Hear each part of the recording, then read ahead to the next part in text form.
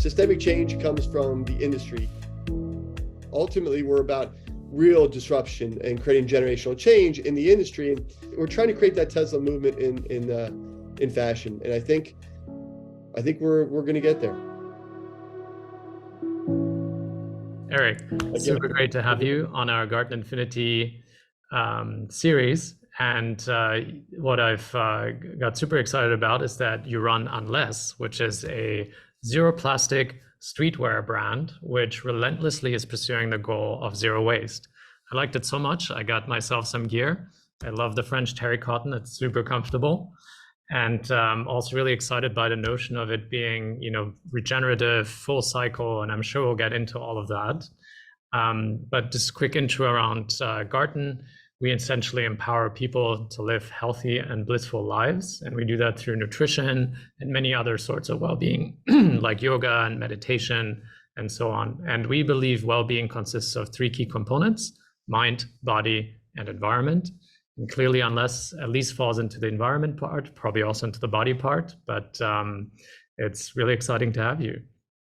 Welcome. Yeah, it's great to be here, Michael. Thanks a lot for having me. I mean, it's just, I've listened to a few of your shows. I mean, Chip Conley one comes to mind. I'm a big fan of Chip's and what he's doing, and especially as I'm getting into that modern elder stage of my life. Maybe Unless is part of that movement as well. But appreciate the support.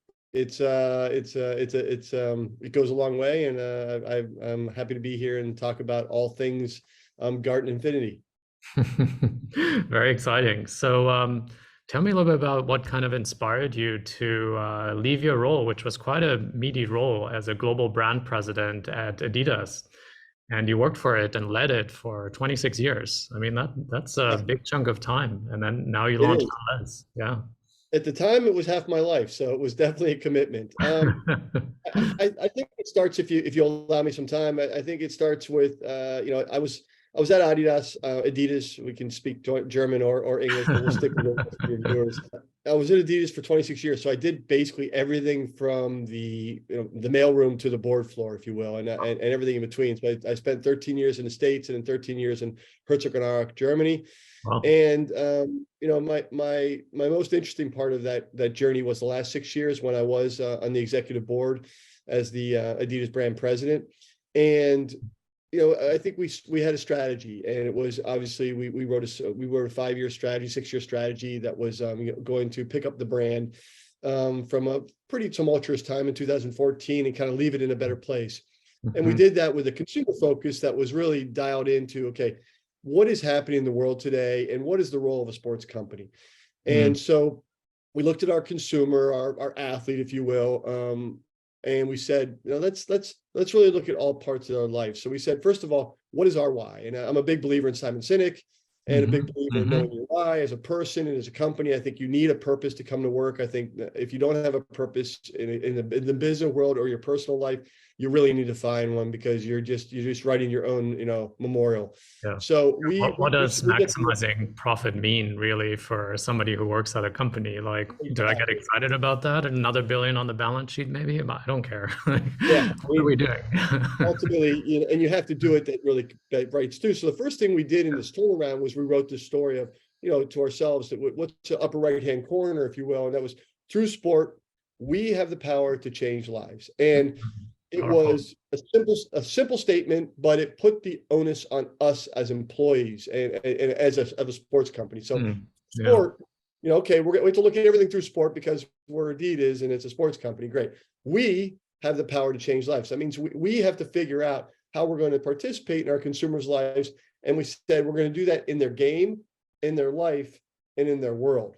And the game was pretty obvious. How are we going to make stuff to help athletes run faster, kick stronger, jump higher, pretty standard stuff. And we had all sorts of tactics underneath that.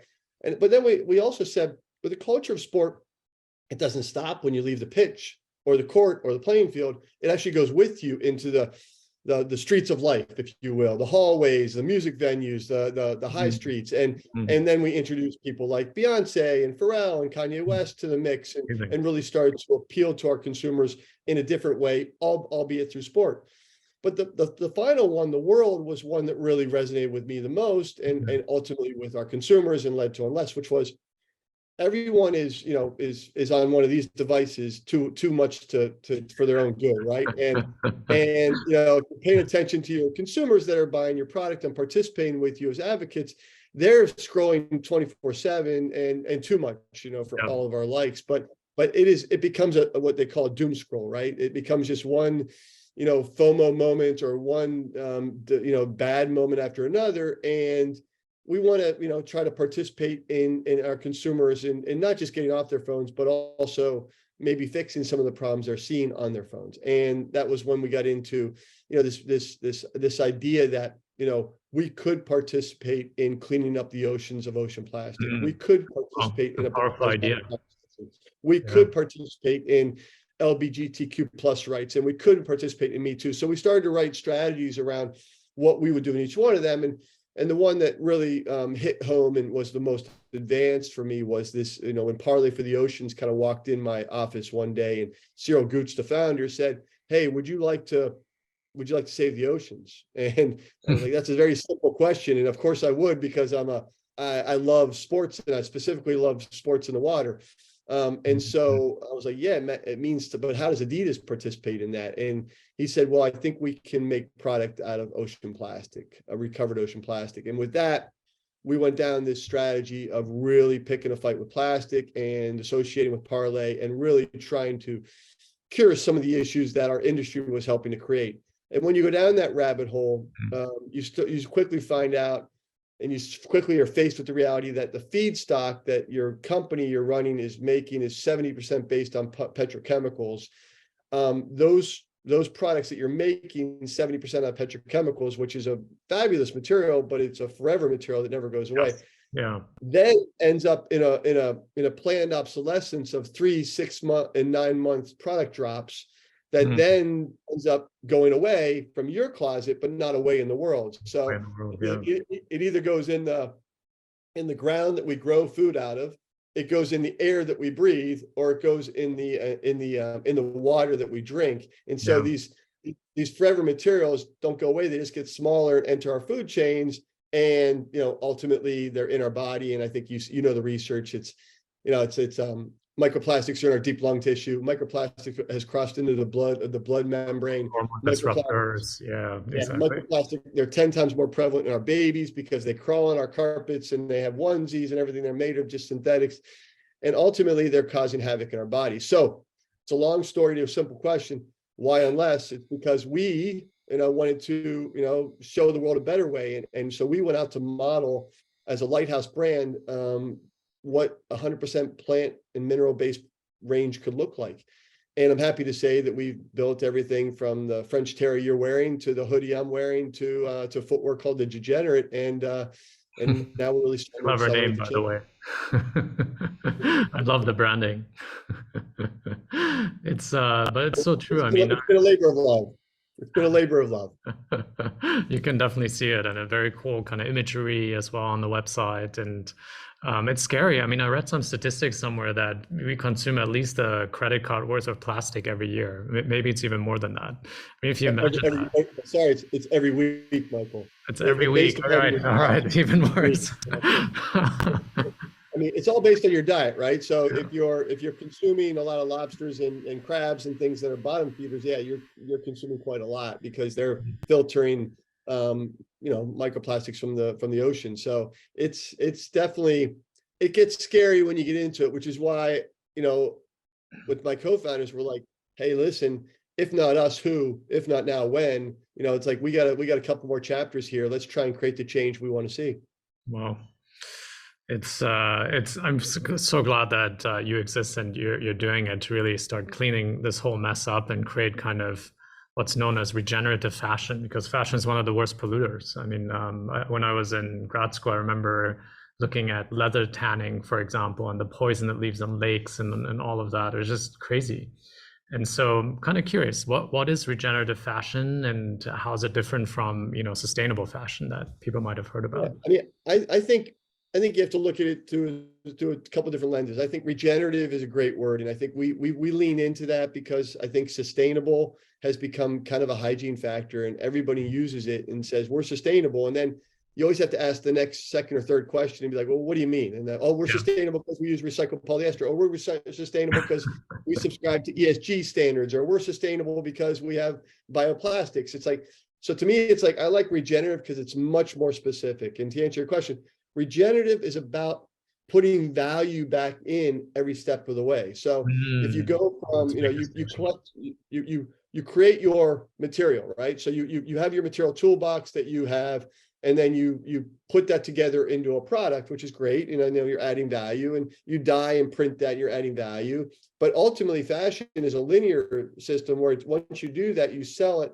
It's a one and done. So somebody buys it, that's great. They use it. They might repair it. They might sell it vintage, but ultimately it's going, into the ground, into the water, or into the air, and becoming a toxin. What we're doing is saying, no, ours is going to actually do all those things. We're going to material, we're going to create product out of it. We're going to dye and put it in a sustainable way. We're going to distribute, then we're going to collect it from the consumer when they're done with it. We will take everything back. Then we will compost it so it goes away quickly with industrial composter, and it will then turn into nutrient-rich soil, which then grow regenerative crops. It's super simple. If everything you make comes from the ground and is not added into or fermented to a forever material or a heavy metal or things like you were talking about with tanning, then it's going to go harmlessly away and create nutrient-rich soil, which we can grow food or future crops out of. That's phenomenal. It's really about kind of the word life cycle analysis comes to mind. It sounded like you really looked at every step and then said, how do we make this better, and not just, leave some pollution somewhere? Yeah, I think that the question we tried to solve right away was, what happens to this when I'm done?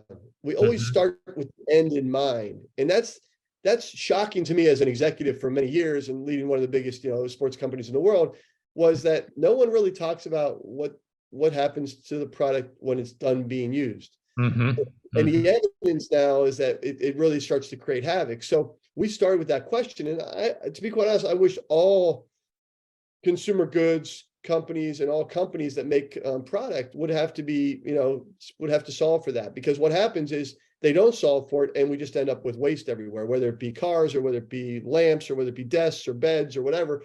Everything has a planned life that goes away, and fashion just happens to be the highest churn with their planned obsolescence, with new trends coming on every 3, 6, or 9 months. There's a lot of product that goes obsolete a lot faster than its lifeline, and that product just again goes on a killing spree based on what it's been made of. Yeah, kind of really, you started with like this end of life question, like what happens, and then building really a brand around it. It's super cool. Yeah.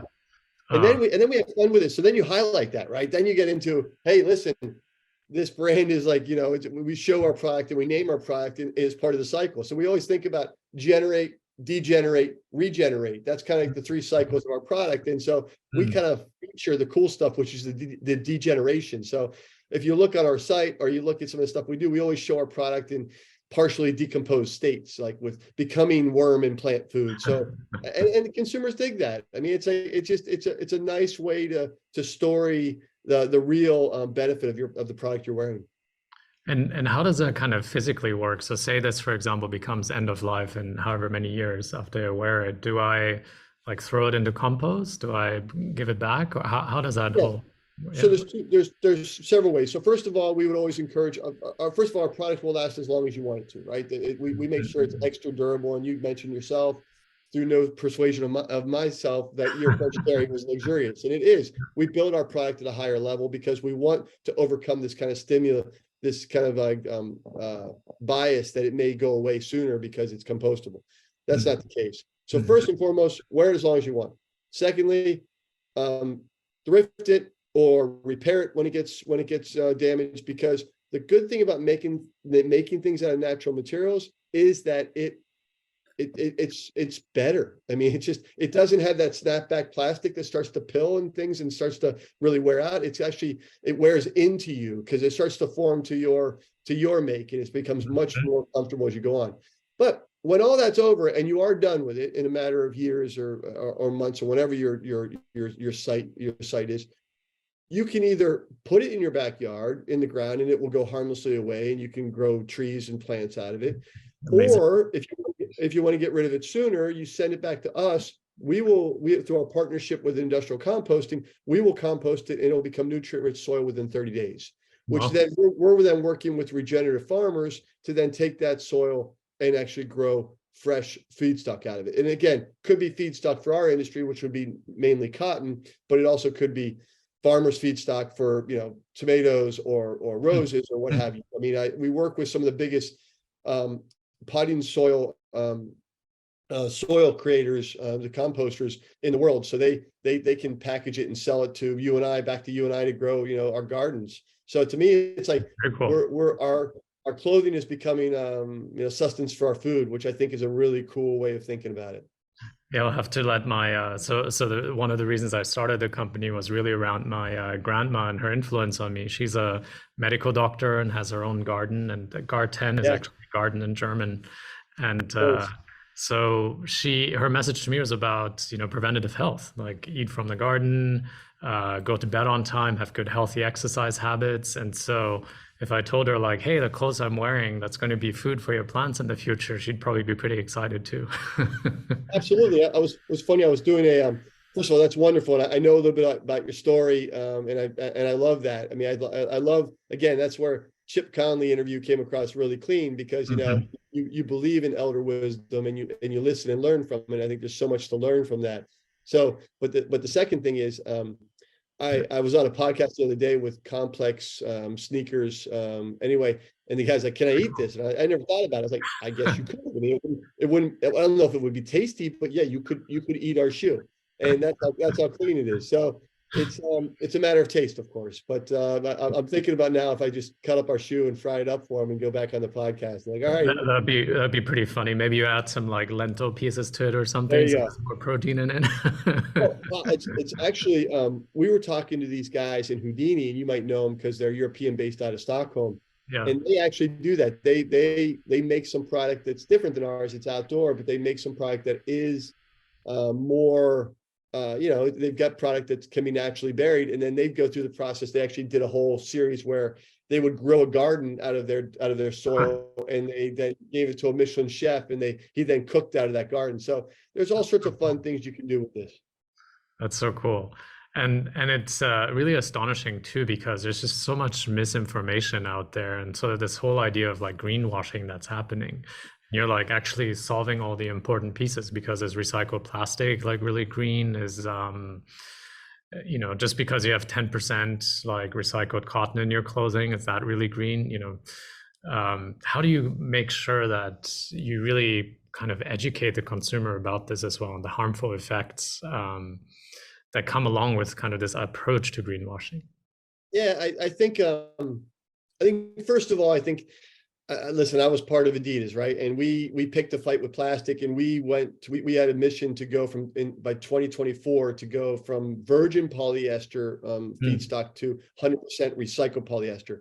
That's a huge move for a company of Adidas's size, which is a $22 billion Goliath, right? So to me, I'm very careful in calling anybody out for greenwashing. I think I think if there's a problem in the industry, it's more green wishing.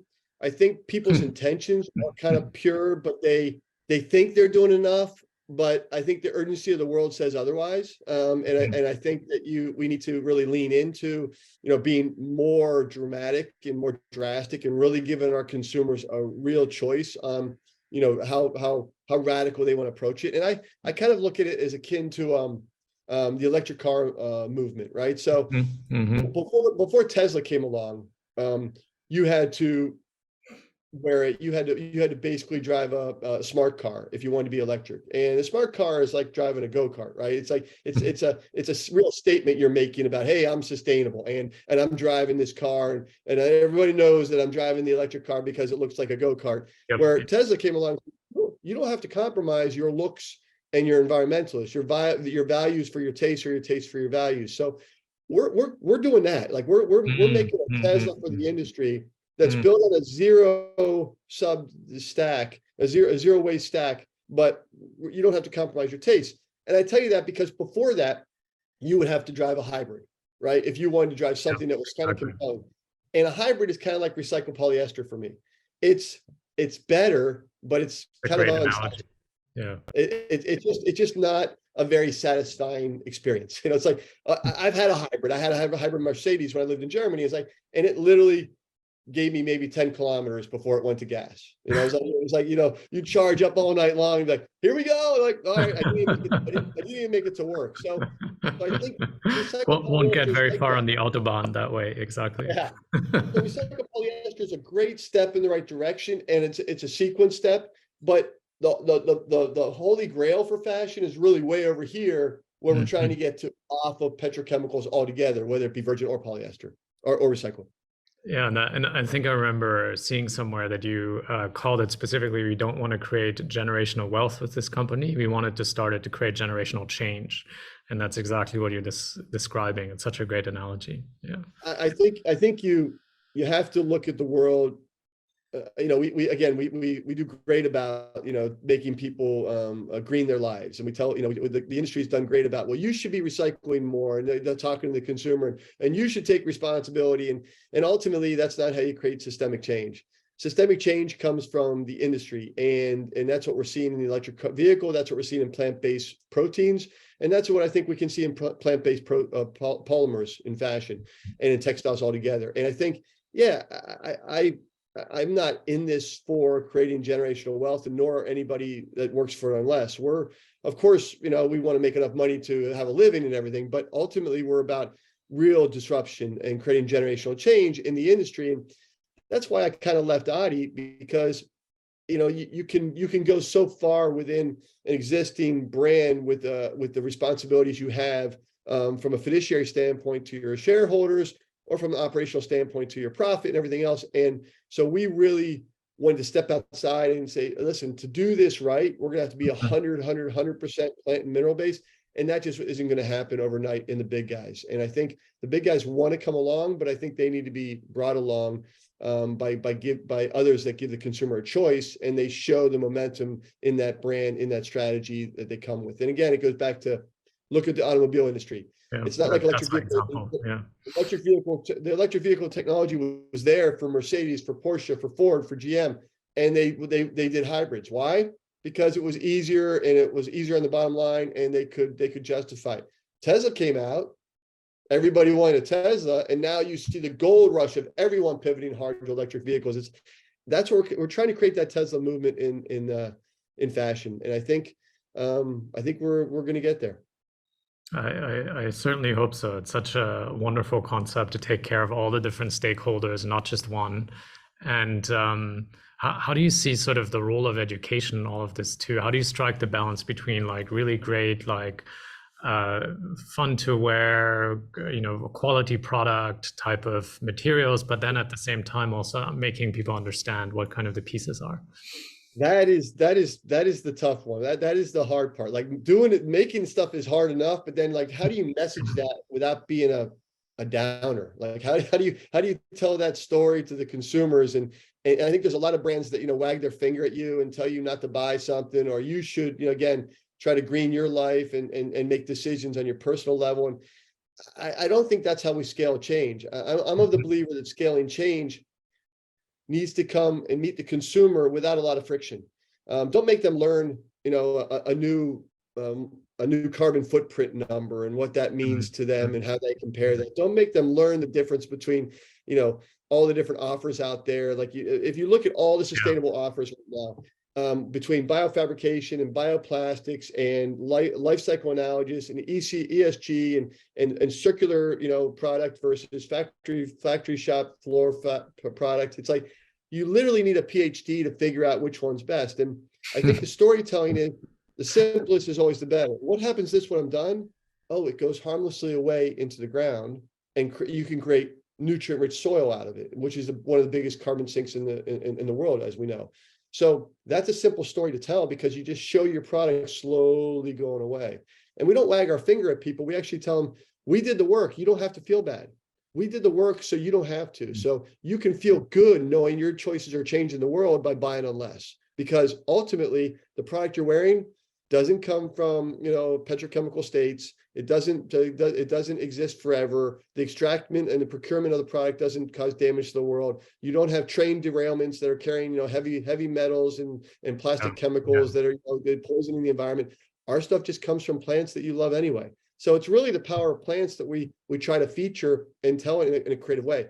And we're going to break a new commercial here in the next couple of weeks called, where we introduce a fun kind of spokesperson for us. He's called D, and you have to look for him. But he starts talking about the difference between our shoes and others, and doing it in a fun, lighthearted way, but really trying to carry a very serious message, as you know.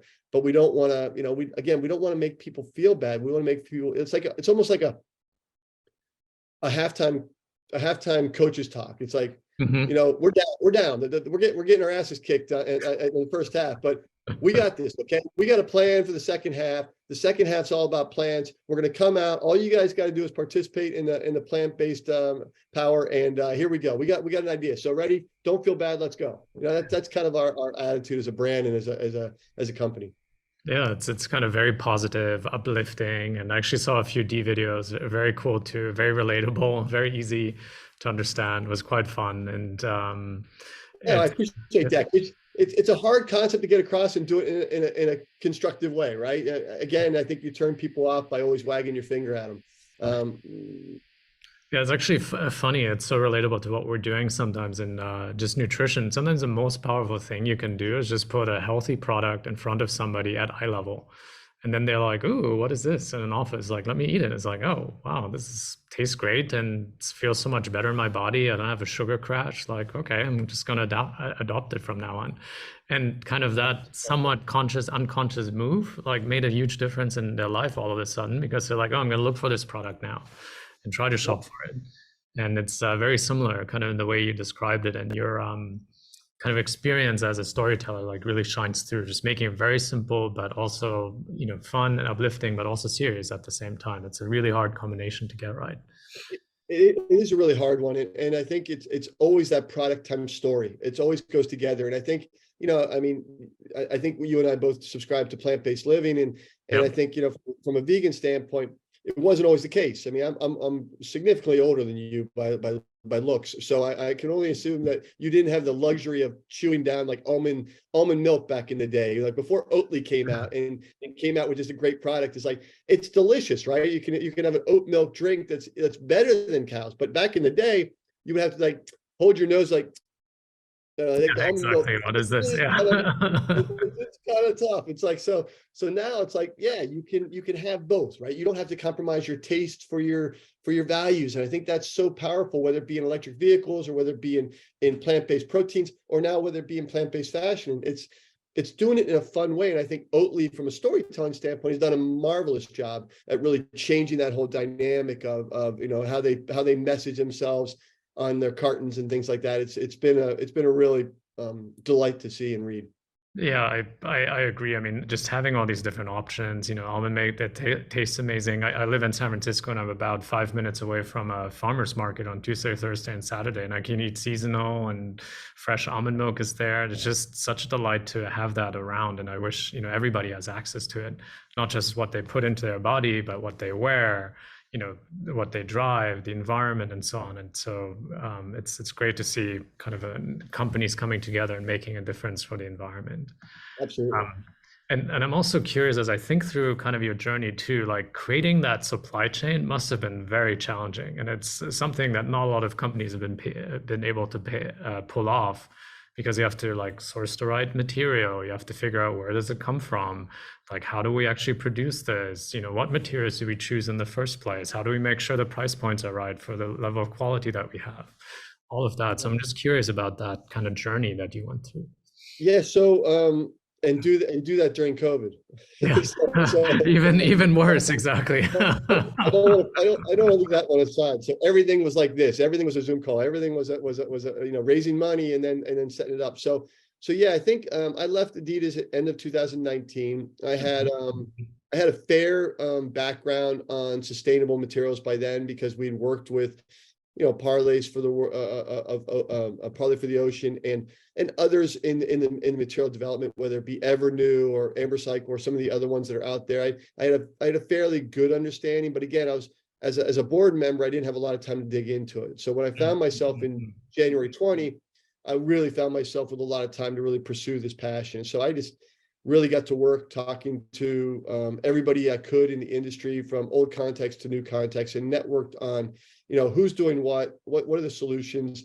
Really focused on footwear at first, because I knew that would be the hardest solve, and really finding plant-based leather suppliers, innovators that were as adamant about zero petrochemicals as I was.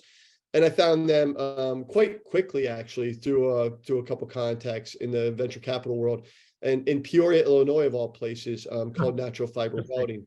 And they are, just fantastic partners that have helped us build the first ever 100% plant mineral-based shoe called the Degenerate, as we talked about. But Such a big feat. Yeah, congratulations. That didn't come easy. That was like, okay, that you had to find. First of all, we're tech agnostic, so we are a brand that builds consumer goods. We then partner with tech innovators to bring us solutions, because if you try and do it all,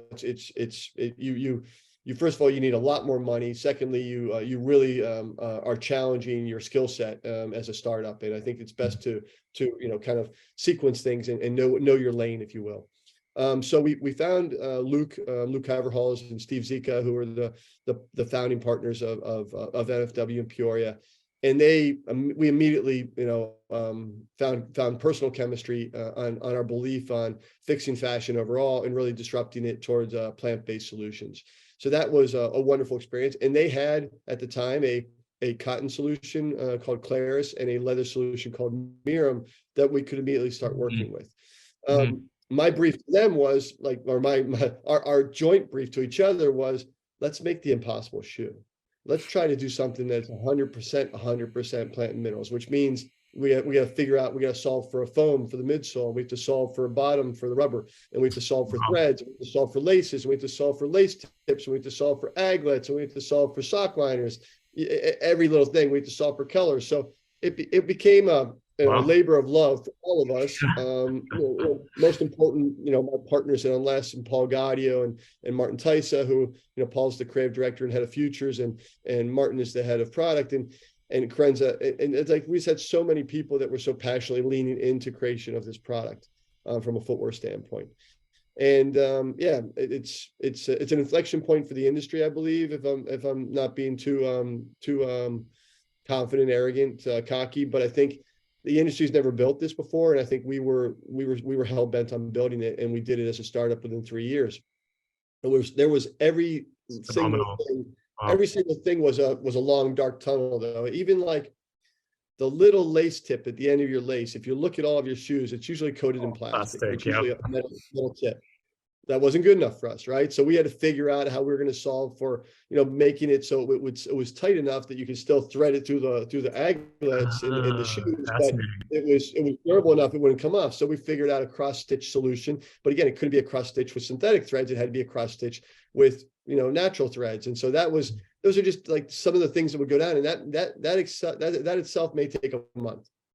Just trying to figure out that and then finding suppliers that would work with that on startup quantity volumes, which are super small. So all these things, and again, do it without sitting across from somebody in a room, and creating the personal chemistry, but sitting across a Zoom call from around the world. So it was a challenge, but it was invigorating challenge, because we like challenges. And that's what we kind of made up. We're a company of people that embrace the challenge, but I don't want to minimize the hard work, effort, and luck that we had in building these things. Apparel, not so difficult, but also full of its own challenges when you talk about inks and dyes and collars and closure systems and things like that. All needed to be sourced appropriately with the right people and the right challenges from a source base. But yeah, supply chain was and continues to be the hardest bit on this. And again, and do that on top of COVID with delays and factories were over capacity, and and people weren't coming to work because of COVID. And so you can understand a little bit trying to bring this to market. So it was a great experience. I wouldn't trade it for the world, but it was not an easy experience. I can so relate. I mean, the early days were a lot of fun, but just a ton of stuff to figure out, and especially around product development. It's like, what do people want? How do we make this happen? How does this thing actually fit? Like, how do we get this type of experience into this room? Will customer pay a premium for it? How do they care about this? Like all these like questions, all of a sudden you have to answer them yourself. Yeah. Never never an easy day, but I would say ultimately very rewarding each day if you can get some of those things lined up. And that's why I'm sitting here today very proud to say we've got the first 100% plant-based brand from literally from hats down to shoes and socks coming soon. Wow, big congratulations. It's super exciting to be able to say that it's 100% regenerative, every part of it. It's a big accomplishment. And so I'm super excited for you and excited for the world to see more and more of this actually happening. And it sounds like you really started with like the hardest problem first as well, like the sneaker, all these different parts and so on. And then you're going to some of the quote unquote easier parts, still challenging, but I mean the shoe definitely took the longest. There's no doubt about it. And we were always founded on the concept of a shoe. I think we built a compelling brand next to it, but I think the brand and the apparel were always like, to be built in coordination with ultimately a shoe. And there was a lot of shortcuts we could have taken. I mean, there's a lot of brands, as we talked about earlier, and I'm not judging them. There's a lot of brands that said, okay, we'll do good materials on the upper, but we won't address the midsole, the outsole, or the adhesives. That felt like a hybrid experience again to us. It's like it's not all the way. We have the freedom today and the remit from our investors to do the impossible and to really achieve that in a benchmark. And we've done that now, and now it's about scaling that through consumer advocacy and building out the distribution and building out our audience. And that's what we're in the process of doing now with the work we talked about earlier with D. Yeah, I love what you said. Do the impossible. I feel like entrepreneurs every day prove what's possible and what's not possible, and so it's again just such big joy for me to see a brand like yours being out there. Tell me a little bit about kind of your personal take on wellness as well. Do you have plant-based lifestyle? You mentioned you did, but do you try to live plastic-free as well in other components of your life? How do you? Yeah. I think well, there's a couple avenues. I'll start, and then we can zig and zag. But I think after leaving the corporate world after 26 years, one of the things that was important to me was take back my time, and so I live my life on a principle of zero wasted hours. And I'm kind of inspired by the Stoics, if you will, and kind of went deep down that road and kind of really embracing, seize the moment, if you will, and make sure you don't waste a minute. So I always look at decisions I make start with, is this am I helping myself, my family, my friends, or my world? And if I'm not doing any of those, then I'm not doing it. I mean, and that's the freedom of now being on my own as a startup entrepreneur and making decisions based on that. And obviously we founded a company that's based on helping the world, also helping our friends, our family, and ourselves. So that's check, right? And then everything we do to doing that is critical.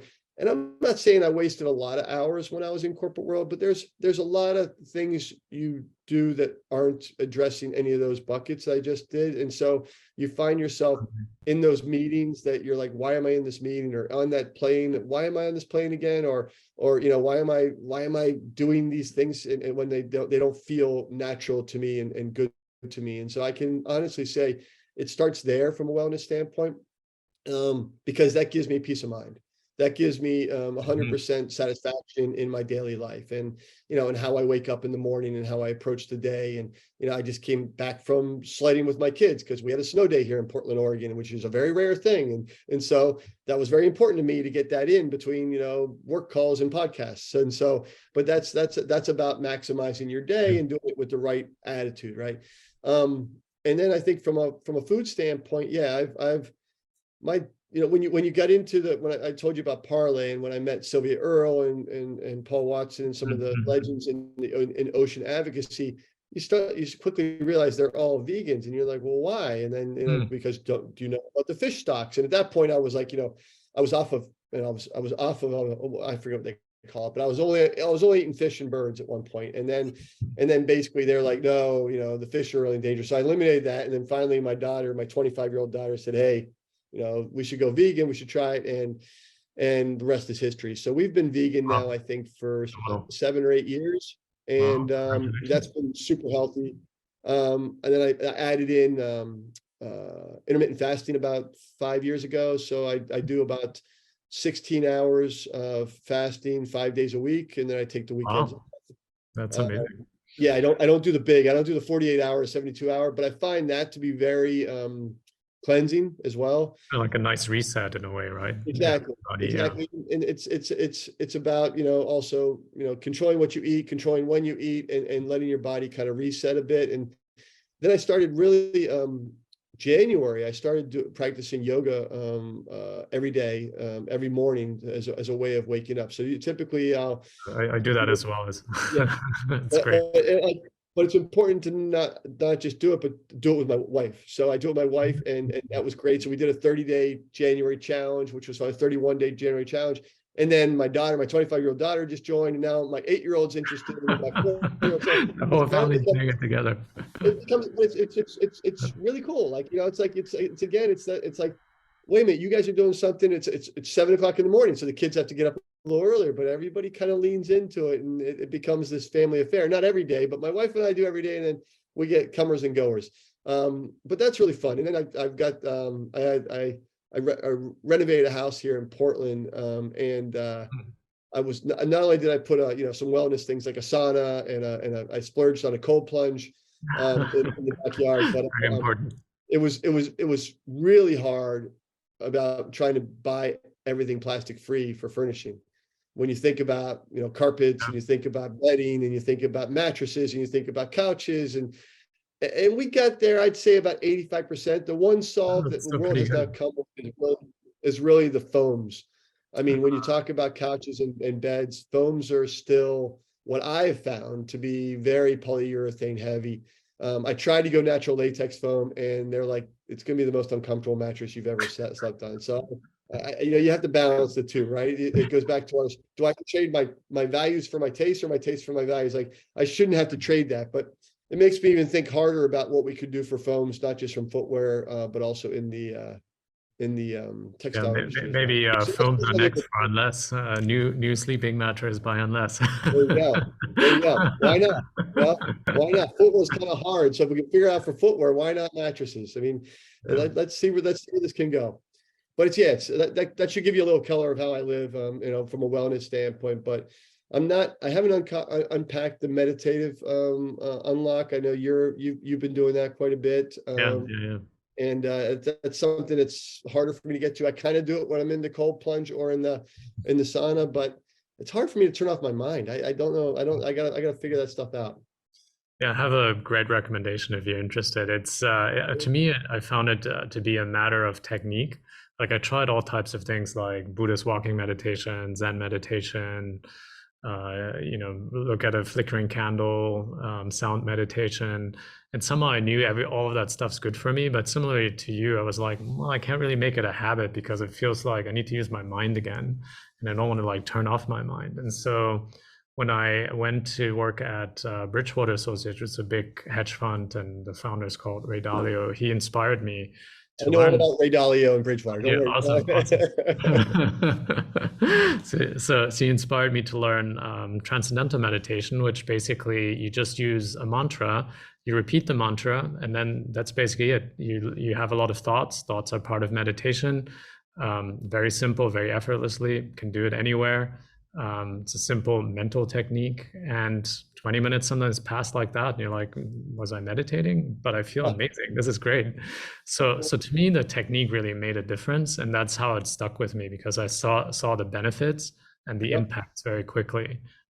So yeah, if you're interested, happy to make a teacher intro. Very interested, and please make the intro. I would love it, because awesome. I think that's something that, struggle with the sleeping, struggle with the waking up in the middle of the night, with, everything running through your head, those are just things that come, into our lives. I think they happen, as you get older as well. And so those meditative ideas or coaching tips would be much appreciated, not just by me, but by my family, I believe. Everybody benefits, right? Including the environment and your mind, your body, and you just get rid of stress. And yeah, that's awesome. If I'm calmer, the house will appreciate it. It's always the people around you, right? They're like, exactly. Michael, you haven't meditated today. I can exactly. My wife's like, I think you need to go for a run. That's where I meditate. I do sports. I try to do sports every day because it quickly, and this is why I went to Adidas in the first place. If I'm not doing sports, haven't done sports, or thinking about sports, I'm not really happy to be around, and I'm not a pleasant place to be. So to me, it's about getting that endorphin kick through your body and having that kind of relaxation afterwards that you can feel like, okay, I can calm down a bit. So it's a bit compulsive, but what isn't? It's actually really I've listened to I guess it would be called like a sports medicine or sports therapeutic researcher, and they basically said one of the best things you can do for mental health is exercise, because what they found is that your muscles produce myokines, which cross the brain-blood barrier and then actually cause happiness as a result. So that runner's high that people talk about, it's a physical thing. Your muscles actually produce that stuff, and so that's no wonder that you get great kick out of. Yeah, I mean, I didn't know the chemistry that you were speaking of, but I certainly know the benefit. I mean, what you just described is exactly what happens to me when I'm done, swimming or running or lifting or hit workout or whatever. It's like that is you need that to just it just resets you. It's a wonderful thing, which is why when I was at Adidas, or even when I'm now on my own, it's like I try to do the workout at lunch, and not because it's inefficient, but because it kicks me into the afternoon, and I have like after a workout, productivity is as good as in the morning for me. So you always have that lag, but I don't. Like, with the reset from a sweat, really kicks you into a very productive afternoon. From me personally. Absolutely. And then you feed good, easy to digest nutrition through the vegan diet into your body. And then it's a really great combination of things. Yeah. And then shut down eating around 8 o'clock or 7 o'clock, so you can start your fast till the next day. So that's the plan, right? It doesn't always go to plan, but it's that's most things don't. Yeah. That's the rule. There's always exceptions, but try to stick to it, because I think rules have nice influence on how you govern your daily life. Absolutely. Maybe as our last question for our audience, I'm kind of curious of what's next for you, what's next for Unless. How are you thinking about that? Yeah, so I think it's hard for me to separate Unless and me. I mean, for me, I'm still a diehard surfer from that standpoint, but I'm never good enough. I always wanted to learn surfing, actually. Yeah. So I love to surf. I was fortunate during the pandemic. We have a place at the coast here, and so I was able to surf almost every day. So I got to a level of where I was satisfied with myself, I would say. But now it's been since Unless has been kind of kicking ass. It's like I never get time to go to the coast anymore. So it's been a challenge. So I will continue to try to progress in my surfing for the rest of my life. That is for sure. And then from a left standpoint, we are, like I said, now that we've got footwear out the door, it's now about scaling audience and distribution. So we're starting to open up wholesale partners. We're starting to look at geographic expansion in Europe and potentially Asia. We are looking at partnership with bigger brands, just to kind of like, do capsule collections or do collabs with them, because we think that we can obviously, going back to my earlier statement, we want to create the change that's needed urgently. We don't just want to, do this thing sequential through, okay, now Unless is $1 million, now it's 5 million, now it's 10 million. It's a 3 trillion industry we're trying to disrupt. So we want to partner up to make that change that we all desperately need, not just in the industry, but in the world. So to me, that's our model. Now that we've figured out this regenerative creation model that we spoke about earlier, it's now about plugging more volume into that and doing that either through ourselves or doing that through partners with brands or large retailers, we're open to it. And I think that's the message I would leave for you and all your viewers. It's like, this is not a singular pursuit. This is a pursuit that's going to take a village, and we want to work with everyone to achieve this goal of changing the feedstock from petrochemicals to plants. And what could be easier than picking up a new sneaker that's 100% plant-based, or buying clothing that's 100% plant-based, where you actually directly, as a consumer, voting with your money on, we need the world to go this direction. And so, 100%. super simple, unlesscollective.com. You just go on there, you buy a bunch of stuff, you check out, and couldn't be any easier. So it's amazing to just have that level of impact, and every part of that chain is benefiting from it. It's a step-by-step approach, right? First, we had to build it, and now we have to build our audience and make sure, like your listeners and others, that find value in it and help support the cause and to show a better way. It's that simple. But to me, I don't spend a lot of time letting perfect get in the way better. It's every day, can we get better? Can we get better? Can we get better? And not letting perfection stand in the way of that. And so it's kind of been a personal mantra of mine for years, and it's serving us well here as well. So we know we're not perfect, but we know we're going to get better each and every day. That's the best we can hope for, right? To just get a little bit more enlightened every day, a little bit more conscious about things, a little bit better in these things. And then you add it up over, a year, and you're like, oh, wow, actually that little bit got us so much better from a habit perspective, from a work perspective, from a personal meaning perspective, whatever it is that you've worked on. Yeah, I love that model. It's the only way I know. It's the only way I know. So thanks again for having me. And it's been a pleasure speaking to you and talking about our shared passions, and hopefully your listeners get some value out of it. Absolutely. It was a lot of fun. And till next time. Thanks, Eric. Thank you.